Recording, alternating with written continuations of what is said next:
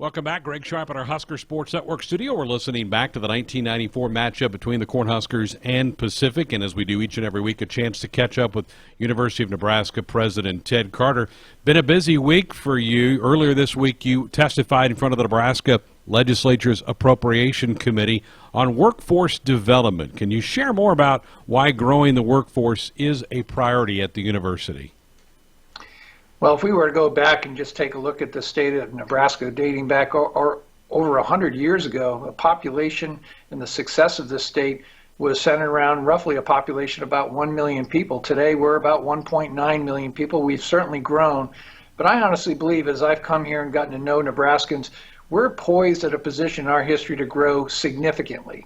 And to do that, I think we've got to do that through our students, through growing our enrollment, getting them to be successful, graduating, and going into our workforce. So we feel that we are a critical part of this future workforce growth for the great state of Nebraska. We have talked in the past about your 5-year strategy. Can you tell us more about how building and attracting talent to this state and growing the workforce plays a role in that strategy of yours? Absolutely. As we took a look into entering into this fall, our 5-year strategy opened up with some of these ideas of centering on Nebraskans first to get them to come to our campuses. We were very successful at that over the years, but we actually grew our enrollment this fall by a little over 1%. We're actually closer to 52,000 students across our enterprise today.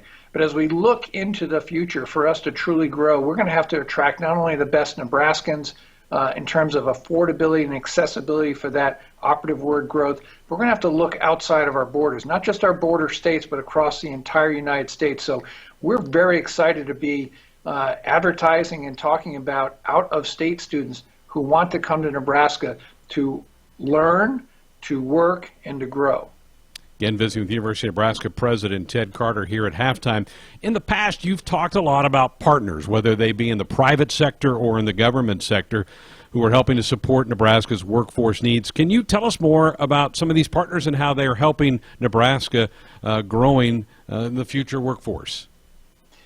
Well, we can't do it alone, and that requires partnerships. Certainly, one of the most critical partnerships we have is with our legislature. Senator John Stinner is the head of the Appropriations Committee, as well as our own Governor Pete Ricketts. They have been fantastic partners in helping us think through the future. And then, of course, our corporate partners, like Peter Kiewit, who has been instrumental in helping us develop a new engineering building and program that will nearly double the number of engineers that will go through our academic programs. That's just one example. There are many, many others.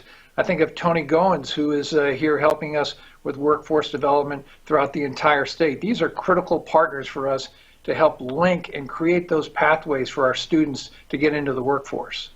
Can you share some of the things that the university is doing in regard to growing that workforce, whether it be initiatives or just programs?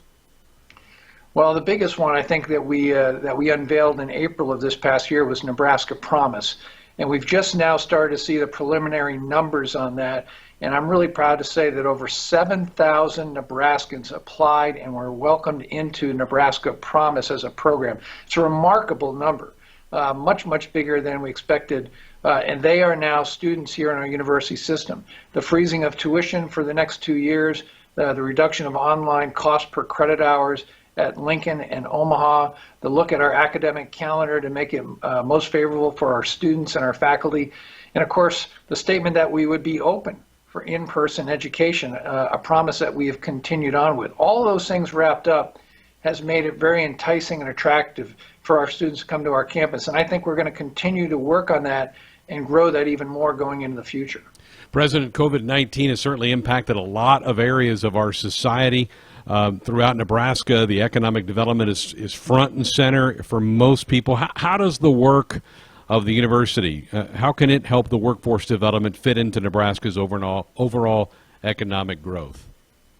Well, we're still living in a COVID-19 world. As much as we've done a great job of flattening the curve, making life go on, whether it be in-person classes, the work that's going on in town, our very low unemployment rate across the entire state of Nebraska, we continue to work as a partner in research with our partners at UNMC and the work that they're doing to find the future solutions for a global pandemic.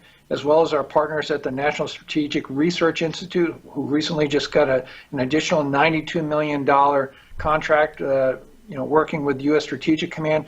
They are also looking at research in how to combat a global pandemic like COVID-19. Wonderful. President Carter, as always, we appreciate it. We'll talk again next week. All right, Greg. Thank you very much. President Ted Carter with us here at halftime. We've got more coming up next.